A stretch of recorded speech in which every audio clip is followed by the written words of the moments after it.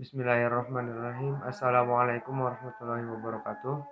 Perkenalkan, nama saya Ujang Sandi Nugraha. Di sini saya dan teman saya yaitu Rifa Resti dan Ayu Lestari akan menjelaskan mengenai implementasi bisnis Islam. Adapun kali ini saya akan menjelaskan mengenai peran negara terhadap pengimplementasian bisnis Islam. Islam membolehkan campur tangan negara dalam kegiatan ekonomi. Karena jika kegiatan ekonomi hanya bergantung pada mekanisme pasar saja, dapat beresiko fatal untuk kemaslahatan umum. Kelemahan mekanisme pasar yaitu pasar selalu berpihak kepada yang kuat, baik dari segi kapital, ilmu pengetahuan, teknologi maupun manajemen. Selain itu, persoalan-persoalan ekonomi tidak bisa dilakukan hanya oleh mekanisme pasar saja, tetapi juga dapat melalui mekanisme non-pasar. Landasan intervensi atau peran negara terhadap perekonomian mengacu pada firman Allah Subhanahu wa taala sebagai berikut, hai orang-orang yang beriman, taatilah Allah dan taatilah Rasul dan ulil amri di antara kamu. Kemudian, jika kamu berlainan pendapat tentang sesuatu, maka kembalilah ia kepada Allah dan Rasul. Jika kamu benar, jika kamu benar-benar iman kepada Allah dan hari kemudian, yang demikian itu lebih utama bagimu dan lebih baik akibatnya. Peran negara yang paling utama yang berkaitan dengan politik ekonomi adalah campur tangan pemerintah dalam proses ekonomi. Pemerintah tidak boleh menerima begitu saja hasil proses ekonomi, melainkan pemerintah juga harus berusaha untuk mengadakan perubahan tertentu. Bahkan negara atau pemerintah merupakan faktor positif dalam perekonomian. Negara sangat berperan dalam pemenuhan dalam kebutuhan pokok masyarakat secara menyeluruh. Berikut kemungkinan pemenuhan kebutuhan sekunder dan tersiernya sesuai dengan kadar kesanggupan. Dalam hal ini peran negara bukan hanya bertujuan untuk meningkatkan taraf kehidupan dalam sebuah negara semata, eh, tanpa terjamin tidaknya tiap orang untuk menikmati kehidupan tersebut. Fungsi inilah yang akan diperankan oleh negara dengan seperangkat kebijakannya. Berikut ada beberapa peran negara dalam ekonomi perspektif Islam, yaitu satu, menyusun kebijakan dan perencanaan ekonomi. Islam memberikan kewenangan kepada negara untuk memutuskan berbagai kebijakan-kebijakan umum perekonomian dalam bidang perdagangan, perindustrian, pertanian, dan ketenagakerjaan. Tujuannya adalah agar seluruh kegiatan perekonomian dapat terarah dan sistematis dalam mewujudkan politis ekonomi Islam. Selain itu, negara merupakan pihak yang memiliki kewenangan dan dalam meletakkan dasar-dasar aturan yang mendukung dan dapat melindungi pertumbuhan dan aktivitas ekonomi. Untuk kebijakan ekonomi, negara dituntut melakukan perencanaan ekonomi, pengembangan dan kemandirian ekonomi, merupakan persyaratan penting bagi stabilitas negara. Sebuah negara yang kurang berkembang dan tidak mandiri sangat rentan menghadapi rekayasa kekuatan saing sehingga kondisi dalam negara mudah goyah. Urgensitas seperti ini membutuhkan langkah pencapaian dan suatu cara yang efektif untuk mencapainya adalah dengan perencanaan ekonomi. Yang kedua adalah pengelolaan hak milik umum dan negara. Salah satu sumber masalah ketidakseimbangan antara kekayaan alam yang melimpah dengan keberhasilan ekonomi sebagaimana yang banyak terjadi di negeri muslim adalah ketidakjelasan konsep kepemilikan. Di beberapa negara Asia dan Afrika, kekayaan tambang, hutan, dan kekayaan alam lainnya tidak cukup mampu mendorong pertumbuhan ekonomi masyarakat sehingga tergolong negara berkembang ataupun mungkin negara terbelakang. Penyebabnya adalah dikuasainya kekayaan alam oleh sebagian kecil individu masyarakat. Kejelasan konsep kepemilikan sangat berpengaruh terhadap konsep pemanfaatan harta milik atau tasarruf amal, yakni siapa yang berhak mengelola dan memanfaatkan sumber daya alam tersebut. Jika digunakan konsep kepemilikan dalam Islam, akan tampak jelas bahwa begitu banyak kekayaan alam yang seharusnya menjadi milik umum akhirnya dikuasai oleh segelintir orang yang secara individu mereka bisa memonopoli harta tersebut. Yang ketiga adalah menjaga mekanisme pasar. Selama mekanisme pasar berjalan dengan normal, perekonomian akan berjalan dengan baik. Namun, ketika terjadi gangguan dalam mekanisme pasar, maka perekonomian akan guncang dan distribusi kekayaan akan tersumbat. Karena itu, secara preventif, negara wajib menjaga agar mekanisme pasar dapat berjalan. Negara diharapkan menjadi wasit yang adil dalam menerapkan hukum dan menindak para pelanggarnya, sehingga setiap pelaku bisnis memperoleh jaminan keamanan dan kepastian hukum dalam menjalankan usahanya. Negara memiliki wewenang untuk intervensi dalam roda perekonomian pada hal-hal tertentu yang tidak dapat diserahkan pada sektor privat untuk menjalankannya, seperti untuk membangun fasilitas umum dan memenuhi kebutuhan dasar bagi masyarakat. Ada dua fungsi negara dalam roda perekonomian, yaitu yang pertama melakukan pengawasan terhadap jalannya roda perekonomian dari adanya penyelewengan atau distorsi seperti monopoli upah minimum, harga pasar, dan lainnya. Yang kedua adalah peran negara dalam distribusi kekayaan dan pendapatan serta kebijakan fiskal yang seimbang. Inilah model atau sistem ekonomi Islam yang menunjang terbentuknya masyarakat adil dan makmur. Pendekatan Islam terhadap sistem ekonomi merupakan sebuah pendekatan terhadap peradaban manusia sebagai suatu kesatuan. Pendekatan ini sangat relevan dan amat mendesak untuk dialamatkan kepada perekonomian yang kompleks dewasa ini.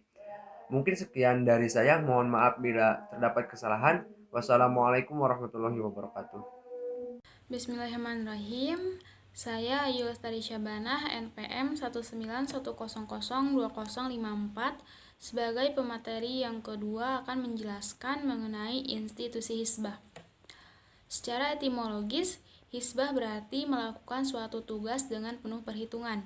Sedangkan makna terminologinya adalah memerintahkan kebaikan apabila ada yang meninggalkannya dan melarang kemungkaran apabila ada yang mengerjakannya. Hizbah adalah sebuah institusi keagamaan di bawah kendali pemerintahan yang mengawasi masyarakat agar menjalankan kewajiban dengan baik ketika masyarakat mulai mengacuhkannya dan melarang masyarakat melakukan hal yang salah saat masyarakat mulai melakukannya. Adapun landasan hukum Hizbah yang pertama yaitu Al-Quran. Surat Ali Imran ayat 104 tentang perintah untuk menyeru kepada kebajikan, menyuruh kepada yang ma'ruf dan mencegah dari yang mungkar. Lalu surat Al-A'raf ayat 157 tentang orang-orang yang mengikuti perintah Rasul adalah orang-orang yang beruntung. Lalu surat An-Nahl ayat 90 tentang perintah untuk berlaku adil, berbuat kebajikan, memberi kepada kerabat dan melarang kemungkaran. Lalu landasan hukum yang kedua adalah sabda Rasulullah Shallallahu Alaihi Wasallam. Salah satunya yaitu dari Abu Sa'id Al-Khudri radhiyallahu anhu, ia berkata, aku mendengar Rasulullah Shallallahu Alaihi Wasallam bersabda, barang siapa yang melihat kemungkaran, maka rubahlah dengan tangannya. Jika ia tidak bisa, maka rubahlah dengan mulutnya. Jika ia tidak bisa juga, maka dengan hatinya. Dan itu adalah selemah-lemahnya iman. Hadis riwayat Muslim. Lalu landasan hukum yang ketiga adalah regulasi di Indonesia. Di Indonesia, dalam kaitan dengan masalah pengawasan di bidang ekonomi atau bisnis diatur dalam yang pertama Undang-Undang Republik Indonesia Nomor 5 Tahun 1999 tentang larangan praktik monopoli dan persaingan usaha tidak sehat. Lalu yang kedua, Undang-Undang Republik Indonesia Nomor 8 Tahun 1999 tentang perlindungan konsumen. Adapun rukun Hizbah yang pertama adalah muhtasib, yaitu orang yang menjalankan tugas-tugas Hizbah dalam masyarakat dan negara Islam. Lalu yang kedua, muhtasib alaih, yaitu orang yang melakukan al-munkar atau perilaku yang buruk. Lalu yang ketiga, muhtasib fih, yaitu perbuatan yang dicegah atau segala bentuk kemungkaran yang terlarang untuk dilakukan dan wajib dicegah baik sudah mukallaf maupun yang tidak. Lalu ada nafs al-ihtisab, adalah cara mencegah kemungkaran. Tujuan daripada tindakan hisbah adalah menghapuskan kemungkaran serta menggantikannya dengan kebaikan dan kemaslahatan. Lalu selanjutnya fungsi hisbah. Terdapat 3 fungsi adanya institusi hisbah, yaitu yang pertama sebagai fungsi ekonomi.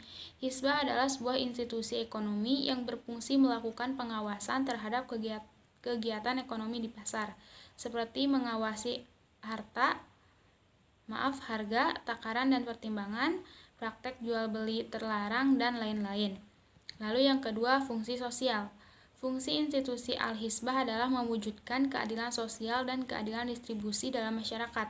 Lewat tugasnya memberikan informasi kepada para pedagang dan konsumen, memberikan kesempatan yang sama kepada semua orang, dan menghilangkan penguasaan sepihak terhadap jalur produksi dan distribusi di pasar. Lalu yang ketiga, fungsi moral. Institusi hisbah adalah lembaga pengawas berlangsungnya moral dan akhlak Islami dalam berbagai transaksi dan perilaku konsumen dan produsen di pasar. Tugas utamanya adalah mewujudkan perekonomian yang bermoral berdasarkan Al-Quran dan Sunnah. Lalu yang selanjutnya adalah peran lembaga hisbah dalam perekonomian atau bisnis Islam. Hisbah mempunyai peran yang sangat penting dalam ekonomi atau bisnis, yaitu yang pertama, standarisasi mutu yang cukup tinggi.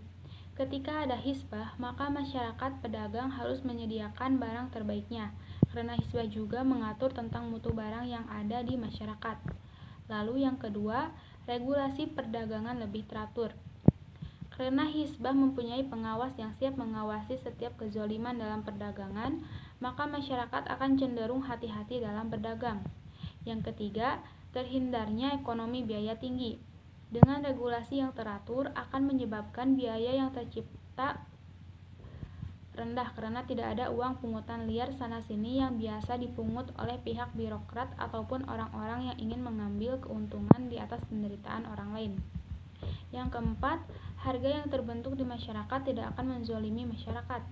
Dengan adanya hisbah akan ada perlindungan masyarakat dari harga yang mencekik yang umumnya dilakukan oleh perusahaan yang bermain secara monopoli. Yang kelima, kesejahteraan masyarakat akan lebih merata. Ketika barang yang dibutuhkan masyarakat hadir secara cukup dengan harga yang layak, akan membuat masyarakat jauh dari kemiskinan dan dekat dengan kesejahteraan. Lalu yang keenam, perdagangan di dunia internasional lebih menguntungkan. Karena kita memiliki barang yang baik dan berkualitas, cara yang baik atau ahsan dalam berdagang, maka kita akan lebih mudah dalam mendapatkan keuntungan di dunia internasional. Lalu yang ketujuh, kecerdasan masyarakat dalam ekonomi. Karena pengaduan akan kezaliman bisa saja dilakukan oleh masyarakat umum, secara tidak langsung masyarakat dibuat untuk lebih punya pemahaman dalam hal ekonomi dan bisnis, agar tidak mudah untuk dizolimi dan agar bisa membantu anggota masyarakat lain yang sedang terzolimi. Sekian materi mengenai institusi hisbah. Bismillah, perkenalkan nama Rifarisi Pujia, NPM 191002056, akan menjelaskan tentang kontrol masyarakat dan ketakwaan individu. Yang pertama, kontrol masyarakat. Seperti yang kita ketahui, bahwasanya masyarakat merupakan makhluk sosial, yang mana masyarakat tidak bisa hidup sendirian tanpa masyarakat yang lainnya. Jadi masyarakat akan hidup dengan masyarakat lainnya dan akan membentuk ikatan sosial sehingga antara satu dan yang lainnya akan terjalin suatu hubungan yang akan mempengaruhi tingkah laku pribadinya. Ikatan yang terjalin dalam masyarakat tersebut akan memberikan kontrol sosial termasuk dalam berbisnis. Kontrol sosial atau kontrol masyarakat merupakan suatu mekanisme atau suatu upaya teknik dan strategi untuk mencegah penyimpangan sosial serta mengajak dan mengarahkan masyarakat untuk berperilaku dan bersikap sesuai norma dan nilai yang berlaku. Dengan adanya sosial kontrol yang baik, diharapkan mampu meluruskan anggota masyarakat yang berperilaku menyimpang atau membangkang. Dalam ajaran agama Islam, terdapat batasan-batasan dalam melakukan suatu perbuatan, termasuk dalam berbisnis. Islam menekankan adanya moralitas dalam berbisnis seperti persaingan yang sehat, kejujuran, keterbukaan, dan keadilan. Implementasi nilai-nilai moralitas tersebut dalam bisnis merupakan tanggung jawab bagi setiap pelaku bisnis. Bagi seorang muslim, nilai-nilai tersebut merupakan refleksi dari keimanannya kepada Allah. Nilai-nilai moralitas tersebut, jika dianut oleh masyarakat dengan benar, maka akan memberikan kontrol terhadap para pelaku bisnis. Maka dari itu, dibutuhkan karakter muslim yang sangat kuat. Karakter masyarakat muslim adalah masyarakat yang memiliki sifat-sifat positif dan menjunjung tinggi nilai-nilai kebaikan yang diajarkan oleh Islam. Nah, untuk karakter muslim yang kuat memiliki beberapa prinsip yang sesuai dengan Al-Quran. Yang pertama, berketuhanan yang Maha Esa, yaitu Allah Subhanahu wa Ta'ala. Yang kedua, umat yang satu atau kesatuan umat. Yang ketiga, menjunjung tinggi keadilan. Yang keempat, menegakkan amar ma'ruf nahi mungkar. Yang kelima, suka bermusyawarah. Yang keenam, tolong menolong dalam kebaikan. Yang ketujuh, toleransi. Yang kedelapan, egaliter atau persamaan harkat dan martabat. Yang kesembilan, harmonis dan damai. Dan yang terakhir, berakhlak mulia. Dengan dimilikinya prinsip-prinsip itu oleh suatu masyarakat, maka para pelaku bisnis juga akan menyesuaikan dirinya dengan masyarakat tersebut. Pebisnis tidak akan menjalankan bisnisnya bertentangan dengan nilai-nilai atau prinsip-prinsip yang dianut oleh masyarakat. Karena masyarakat adalah pangsa pasar bagi mereka dan target utama dalam berbisnis. Selanjutnya, ketakwaan individu. Untuk membentuk suatu masyarakat yang menjunjung tinggi nilai Islam dan pelaku usaha yang menjalankan usahanya sesuai dengan syariah, maka hal yang penting adalah memperkuat ketakwaan tiap pelaku individu.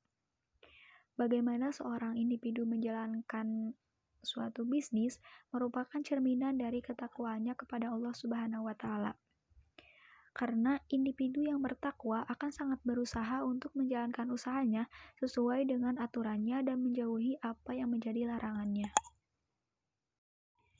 Terdapat beberapa kriteria atau ciri-ciri orang yang bertakwa sesuai dengan Al-Quran. Yang pertama, Quran Surah Ali Imran ayat 76, yaitu menepati janji. Yang kedua, Quran Surah Al-Ma'idah ayat 8, yaitu menegakkan keadilan. Yang ketiga, Surah Al-Baqarah ayat 273, yaitu memaafkan. Yang keempat, Quran Surah At-Taubah ayat 7, yaitu bersifat lurus. Dan yang terakhir, Quran Surah Ali Imran ayat 200, yaitu orang yang sabar. Bertakwa dalam bisnis adalah senantiasa bermuamalah dengan muamalah yang islami. Adapun aktivitas atau etika bisnis yang harus dimiliki individu yang bertakwa adalah yang pertama, sidik atau jujur, yang kedua amanah, dan yang ketiga adil. Yang pertama, sidik atau jujur. Islam mengajarkan kepada manusia bahwasanya kejujuran merupakan syarat yang paling mendasar di dalam melakukan suatu kegiatan. Rasulullah SAW menganjurkan kepada umatnya untuk melakukan kejujuran di segala bentuk aktivitas. Selanjutnya, pebisnis juga harus berlaku jujur yang dilandasi keinginan agar orang mendapatkan kebaikan dan kebahagiaan sebagaimana yang ia inginkan dengan cara menjelaskan kelemahan, kekurangan, serta kelebihan barang yang ia ketahui kepada orang yang akan membelinya atau kepada mitranya, baik yang terlihat maupun tidak terlihat oleh orang lain. Yang kedua, amanah. Islam mewajibkan pembisnis untuk mempunyai sikap amanah terhadap dirinya dan orang lain. Sikap amanah nilai dasarnya terpercaya dan nilai dalam berbisnisnya ialah kepercayaan, tanggung jawab, transparan, dan tepat waktu. Kejujuran dan amanah mempunyai hubungan yang sangat erat karena jika seseorang telah dapat berlaku jujur, maka orang tersebut amanah atau terpercaya. Yang terakhir adalah adil. Keadilan adalah pengakuan dan perlakuan yang seimbang antara hak dan kewajiban. Keadilan juga dapat berarti suatu tindakan yang tidak berat sebelah atau tidak memihak pada ke salah satu pihak. Memberikan sesuatu kepada orang lain sesuai dengan hak yang harus diperolehnya. Bertindak secara adil berarti mengetahui hak dan kewajiban, mengerti mana yang benar dan mana yang salah, bertindak jujur dan tepat menurut peraturan dan hukum yang telah ditetapkan, serta tidak bertindak sewenang-wenang. Mungkin cukup sekian yang dapat saya sampaikan. Terima kasih.